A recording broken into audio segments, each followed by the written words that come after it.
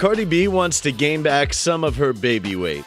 The Bodack Yellow rapper has been working on shedding the pounds she put on when she was carrying her daughter Kulture Kiari since the tot's birth in July. But she has now claimed she thinks she might have gone too far with her weight loss, as she'd like to put a few of the pounds back on. Posting a picture of herself on Instagram, she wrote, "Now that I lost all the baby weight, I gotta gain some back. Skinny mama at Teamy Blends, get me snatched." The post comes after Cardi previously claimed she was considering liposuction to remove her fat because she doesn't like working out.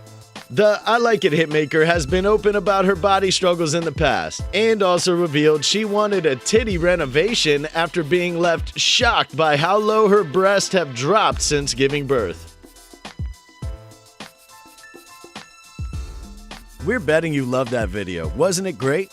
Well, like and subscribe to get even more.